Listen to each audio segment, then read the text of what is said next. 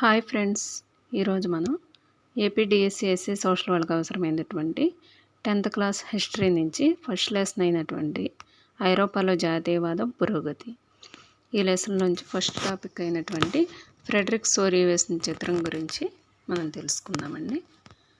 దీనిలో ప్రతి బిట్టు కూడా మిస్ చేయకుండా చూసుకుందామండి. మనం దీనిలో ఫస్ట్ బిట్ వచ్చేసి 1848లో ఏ ఫ్రెంచ్ చిత్రకారుడు తాను ఊహించుకున్న సామ్యవాద గణతంత్రాలతో కూడుకున్న ప్రపంచానికి దృశ్య రూపం ఇస్తూ 4 చిత్రమాలికలను తయారు చేశాడు.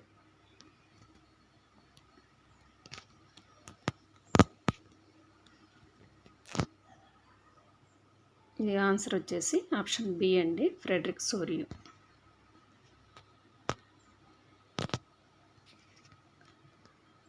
ఫ్రెడరిక్ సోరీ ఎప్పుడు గీశాడండి ఈ చిత్రం? 1848లో.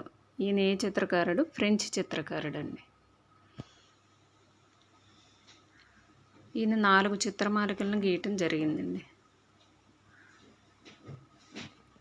సెకండ్ బిట్ వచ్చేసి వాటిలోని అంటే 4 చిత్రమాలికలు గీశాడు కదండి ఫ్రెడరిక్ సోరీ, దానిలో అనమాట. దానిలోని మొదటి చిత్రంలో అమెరికా, ఐరోపాలకు చెందిన పురుషులు, స్త్రీలు, అన్ని వయసుల సామాజిక వర్గాలకు చెందిన ప్రజలు ఒక పెద్ద వరుసలో నడుస్తూ ఏ ప్రతిమకి నివాళులు అర్పిస్తున్నట్లుగా చిత్రీకరించాడు.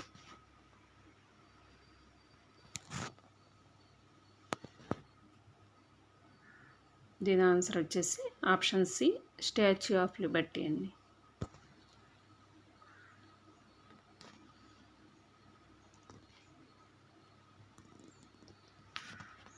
నెక్స్ట్ బిట్, థర్డ్ బిట్ వచ్చేసి ఫ్రెంచ్ విప్లవ కాలంలో చిత్రకారులు దేనిని స్త్రీ రూపంలో చిత్రీకరించారు? ఫ్రెంచ్ విప్లవ కాలంలో చిత్రకారులు దేనిని స్త్రీ రూపంలో చిత్రీకరించారు?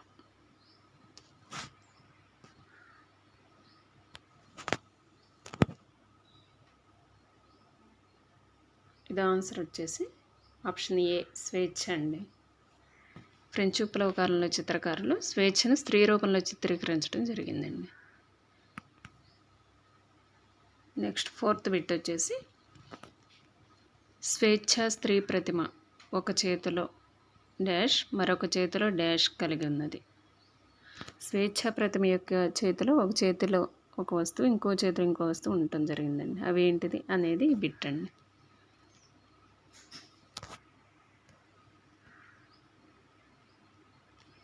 దీని ఆన్సర్ వచ్చేసి ఆప్షన్ సి అండి, జ్ఞానజ్యోతి మానవ హక్కుల ప్రకటన. స్వేచ్ఛా స్త్రీ ప్రతిమ ఒక చేతిలో జ్ఞానజ్యోతి, మరొక చేతిలో మానవ హక్కుల ప్రకటన కలిగి ఉన్నది.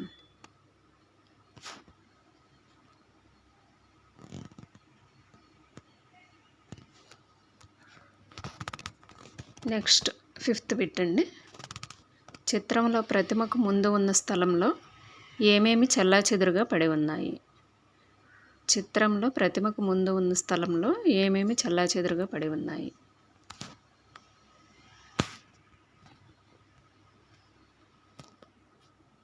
దీని ఆన్సర్ వచ్చేసి ఆప్షన్ సి అండి, నిరంకుశ వ్యవస్థల శిథిలావశేషాలు.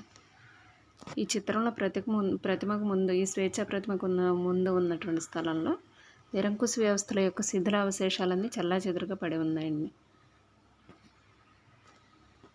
నెక్స్ట్ సిక్స్త్ బిట్ వచ్చేసి ఎవరు ఊహించిన ఆదర్శ ప్రపంచ దృశ్యంలో ప్రజలందరూ వేరు దేశాలకు చెందిన సమూహాలుగా ఏర్పడి వారి దేశాలకు చెందిన జెండాలు, వస్త్రధారణతో విలక్షణంగా నిలబడ్డారు. అది ఎవరు ఊహించిన ఆదర్శ ప్రపంచం?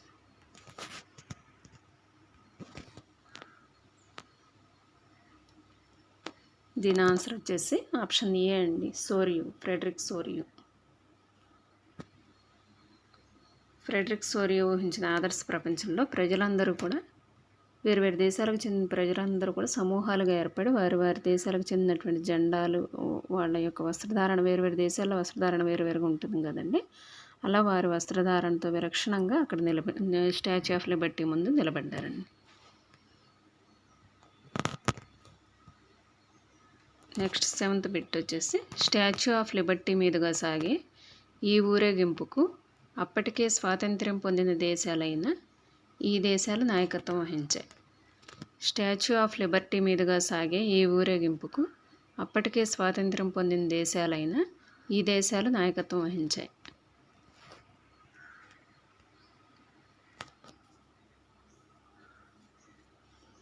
ఆప్షన్ వచ్చేసి అమెరికా, స్విట్జర్లాండ్ అండి. అమెరికా, స్విట్జర్లాండ్ 1848 నాటికి స్వాతంత్రం సంపాదించి అప్పటికే ఇవి దేశాలుగా ఏర్పడినాయండి. అమెరికా, స్విట్జర్లాండ్ ఇవి స్టాచ్యూ ఆఫ్ లిబర్టీ మీదుగా సాగిన ఈ ఊరేగింపుకు నాయకత్వం వహించడం జరిగిందండి. 8th bit. విప్లవాత్మక మువ్వందెల జెండా ద్వారా గుర్తింపు పొందిన ఏ దేశ ప్రజలు విగ్రహం వద్దకు అప్పుడే చేరారు? విప్లవాత్మక మువ్వందెల జెండా ద్వారా గుర్తింపు పొందిన ఏ దేశ ప్రజలు విగ్రహం వద్దకు అప్పుడే చేరారు?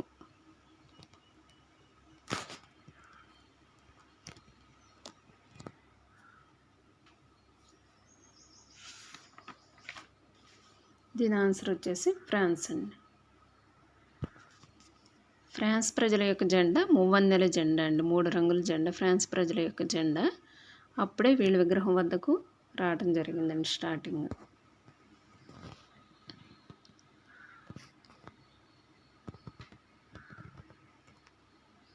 Ninth bit. నలుపు, ఎరుపు, బంగారు రంగుల జెండాలు పట్టుకుని ఫ్రాన్స్ వారిని అనుసరించిన ప్రజలు.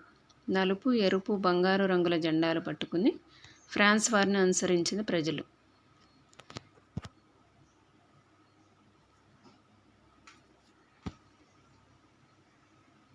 దీని ఆన్సర్ వచ్చేసి జర్మనీ ప్రజలండి.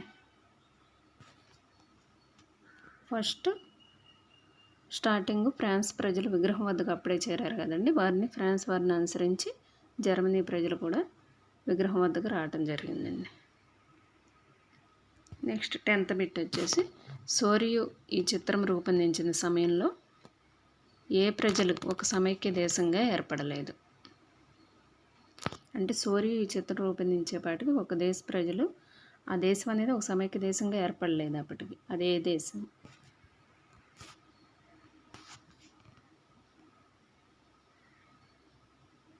దీని ఆన్సర్ వచ్చేసి జర్మనీ అండి. సోరియు ఈ చిత్రం రూపొందించే నాటికి జర్మనీ దేశం ఒక సమైక్య దేశంగా అనేది ఏర్పడలేదండి. అప్పటికే అది చిన్న చిన్న రాజ్యాలుగానే ఉన్నది.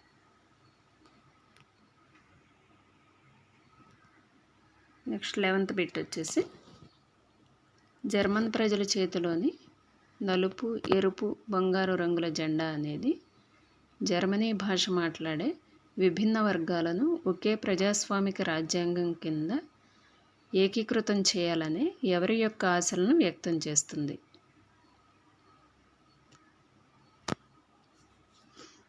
అంటే ఈ జర్మన్ ప్రజల యొక్క నలుపు, ఎరుపు, బంగారు రంగు జెండా పట్టుకుని వచ్చారు కదండి జర్మన్ ప్రజలు.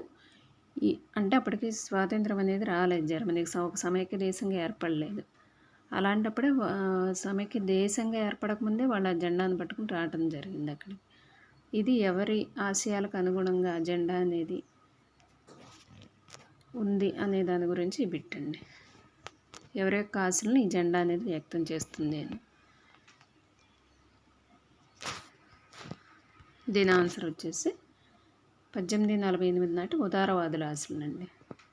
ఈ ఉదారవాదులకు తగ్గట్టు ఓ ప్రజాస్వామ్య రాజ్యాంగం క్రింద జర్మనీని ఏకీకృతం చేయాలనుకున్నారండి ఉదారవాదులు. వారి ఆశయాలకు అనుగుణంగా ఈ జెండా అనేది రూపొందించబడింది.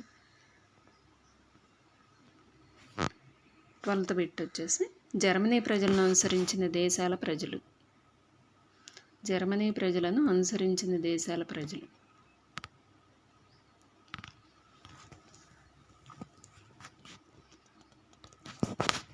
దీని ఆన్సర్ వచ్చేసి ఆప్షన్ డి అండి. ఆస్ట్రియా ప్రజలు, 2 సిసిలీ రాజ్య ప్రజలు, Lombardy, Poland, England, Ireland, Hungary మరియు Russia. Austria, Sicily, Lombardy, Poland, England, Ireland, Hungary మరియు రష్యా. ఈ దేశాలన్నీ కూడా జర్మనీ ప్రజలను అనుసరించాయండి.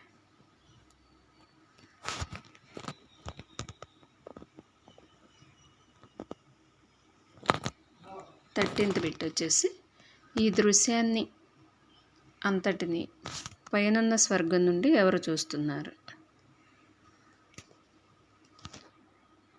ఇప్పుడు ఇక్కడ ఉన్నటువంటి దృశ్యాలను చూసాం కదండి. ఫ్రెడరిక్ సోరియో వేసిన చిత్రంలో ముందు స్వేచ్ఛా ప్రతిమకి నాయకత్వం వహించిన అమెరికా, స్విట్జర్లాండ్, నెక్స్ట్ దాని వెనుక అప్పుడే వచ్చిన ఫ్రాన్స్ వెనుక ఉన్నటువంటి జర్మనీ ప్రజలు, దాని వెనుకే ఉన్నటువంటి జర్మనీ వెనుకే ఉన్నటువంటి Austria, Sicily, Lombardy, Poland, England, Ireland, Hungary మరియు రష్యా దేశాలు ఉన్నాయి కదండి. వీటిని పైనుండి స్వర్గం నుండి ఎవరు చూస్తున్నారు?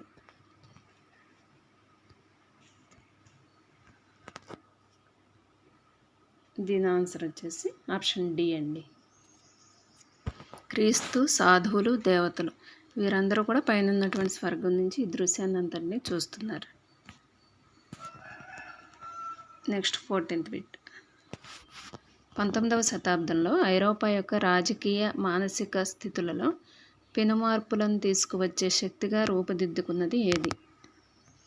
19వ శతాబ్దంలో ఐరోపా యొక్క రాజకీయ మానసిక స్థితులలో పెనుమార్పులను తీసుకువచ్చే శక్తిగా రూపుదిద్దుకున్నది ఏది?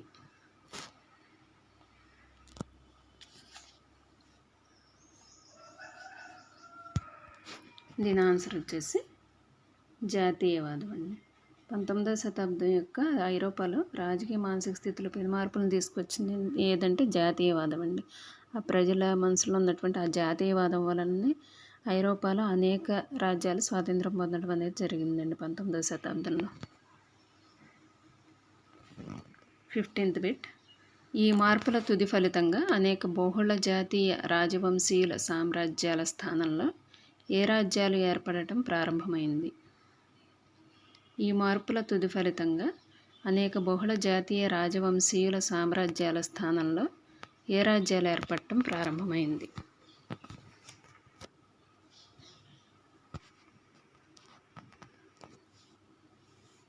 దీని ఆన్సర్ వచ్చేసి ఆప్షన్ బి జాతీయ రాజ్యాలండి.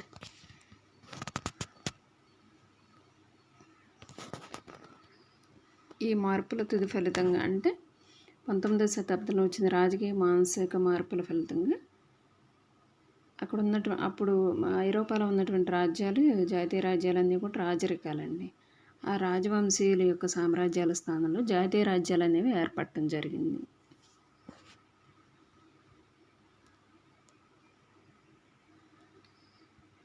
పదహారవ బిట్టు. కాలక్రమంలో ఐరోపాలో ఏ ఆధునిక రాజ్య భావనలు వృద్ధి చెందుతూ ఉన్నాయి? కాలక్రమంలో ఐరోపాలో ఏ ఆధునిక రాజ్య భావనలు వృద్ధి చెందుతూ ఉన్నాయి?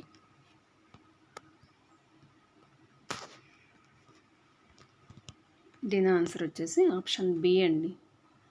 నిర్దిష్ట భూభాగంలో ఒక కేంద్రీకృతమైన సార్వభౌమాధికారాలు గల నియంత్రణ కలిగిన వ్యవస్థ అనేది ఈ భావనలు వృద్ధి చెందుతూ ఉన్నాయండి.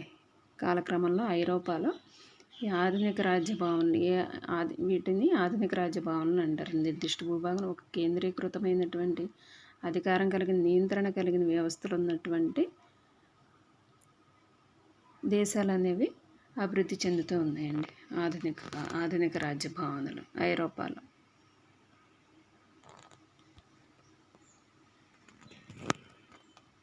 17th బిట్ వచ్చేసి ఈ కాలంలో ప్రజల్లో ఎలాంటి భావన వృద్ధి చెందింది?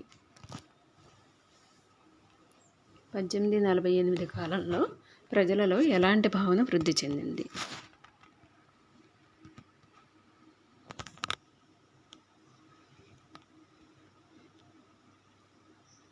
దీని ఆన్సర్ వచ్చేసి ఆప్షన్ డి అండి. Option D. సమానమైన గుర్తింపు, చరిత్ర, వారసత్వం కలవారం అనే భావన వీరిలో వృద్ధి చెందిందండి 1848 కాలంలో.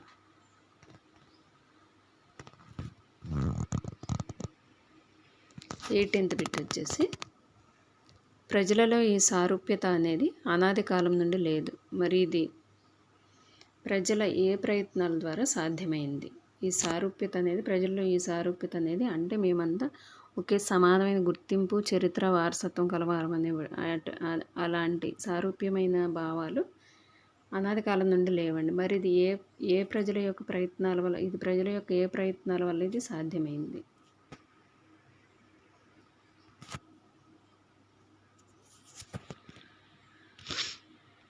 దీని ఆన్సర్ వచ్చేసి ఆప్షన్ సి అండి.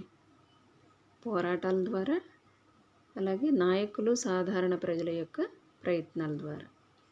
వీళ్ళు ఎన్నో 1789 ఫ్రెంచ్ విప్లవం దగ్గర నుంచి అనేక పోరాటాల ద్వారా, రష్యా విప్లవం, ఇట్లా అనేక పోరాటాల ద్వారా, అలాగే నాయకులు సాధారణ ప్రజల యొక్క అనేక ప్రయత్నాల ద్వారా కూడా ఈ సారూప్యత అనేది మేమంతా ఒకే సమానమైనటువంటి గుర్తింపు, చరిత్ర, వారసత్వం కలవారమని ఈ సారూప్యత భావాలు అనేవి ఈ ప్రజల మధ్య రావటం జరిగిందండి.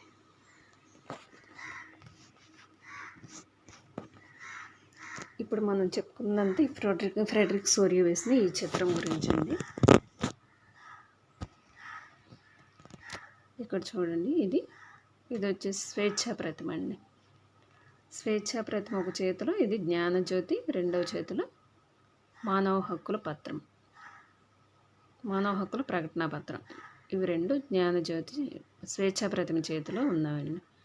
స్వేచ్ఛా ప్రతిమ ఒక చేతిలో జ్ఞానజ్యోతి, మరొక చేతిలో మానవ హక్కుల ప్రకటనా పత్రం.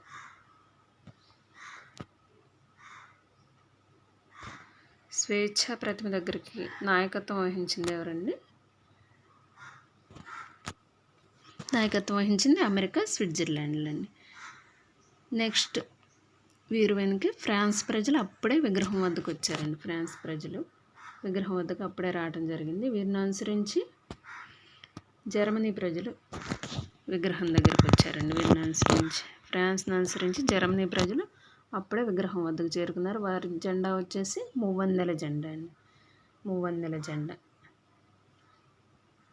ఇదండి. అప్పుడే విగ్రహం వద్దకు వచ్చారు ఫ్రాన్స్ వాళ్ళు. వారి జెండా వచ్చేసి మూవన్నెల జెండా.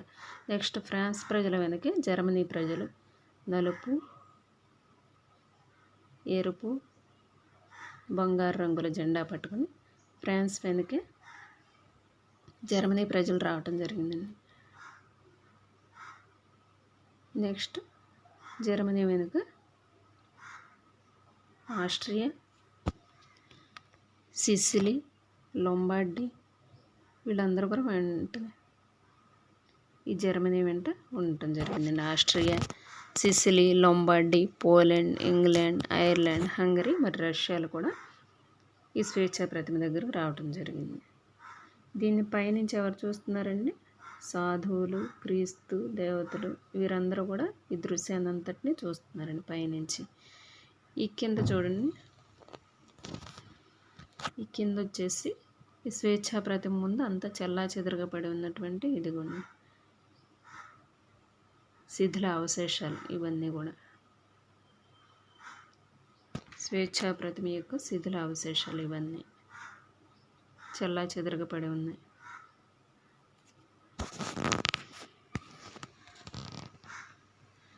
దీన్ని